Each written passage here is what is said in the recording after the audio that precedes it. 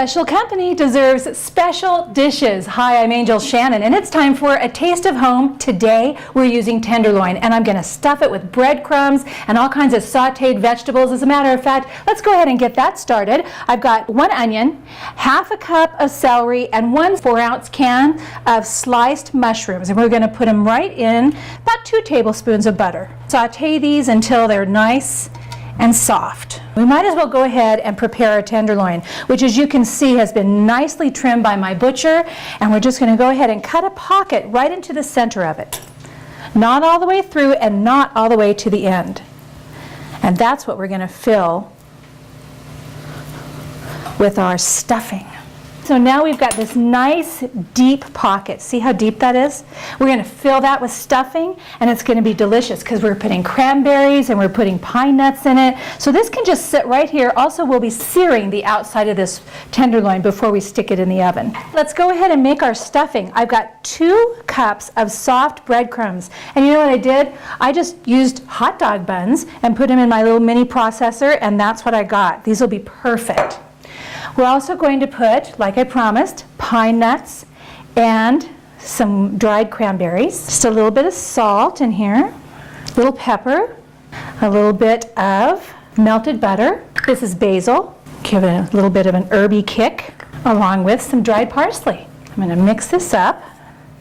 And last to go in here is what? The vegetables that we've had sautéing. Those onions, the celery, the mushrooms. Are you ready? I know they are. Here you go. And remember, this has butter in it too, because that's what we sautéed it in. Oh, delish. Imagine how good this is going to taste inside that tenderloin. Now I'm going to let this cool off for just a couple of minutes because I don't want to burn my hands trying to stuff it into the tenderloin. We've got this nice big pocket, and I'm just going to take this filling that we've made. As a matter of fact, I'm going to use my fingers. You don't care, do you? We're just going to stuff it right on in there. And we'll have plenty of this left over. If you wanted to, you could just take this and mix up some more breadcrumbs with it and turn it into like a, a stuffing to put gravy over, that sort of thing. I love the cranberries in here, and the pine nuts are just perfect. We're going to have to close this up with these toothpicks. So we want to make sure there's still enough room to do that, okay? Just kind of to the side. Watch out. Once I'm done closing this up, we're going to take it over to the stove and sear it in a little bit of oil.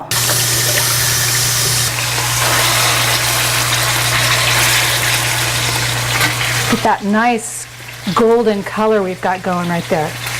That's exactly what we want. This is perfectly done. It's got this nice little browning on the outside all the way around. Now, I don't like a lot of cleanup, so I went ahead and lined this pan with some aluminum foil for later. And we're going to pick this up, woohoo, full of all that goodness, and put it right there, okay?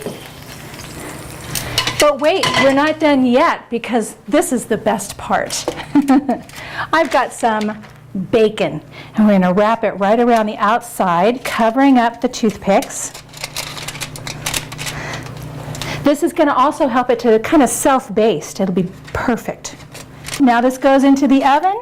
We're looking for an internal temperature of about 125, 135, something like that, in about, probably 40 minutes. Okay, ready to go in the oven? Says yes. All right, you guys, I cannot wait to show you this. I've had it tented for about 15 minutes. It's our holiday beef tenderloin that we wrapped in bacon, and it had an internal temperature of 135 degrees. Look how beautiful that is. It's perfect for the holiday. Let's cut into it and see what it's like. Look at it, you've got that little piece of stuffing right in the center. It's perfect. It adds just a little bit of extra. You can see on this side the cranberry. I just want to eat that all by itself. Let me finish cutting this up so that we can put it onto our plate. I'm going to go ahead and serve this with some rice pilaf and a little green salad, just like this, with the bacon right there on top. How's that look, huh? Is that perfect or what? And the thing is you can see all the grease in the bottom with the juice in it. We can make some great gravy with that too. So here's your tenderloin. Happy holidays, and thanks for having a taste of home with me today. Angel Shannon, and I'll see you next time.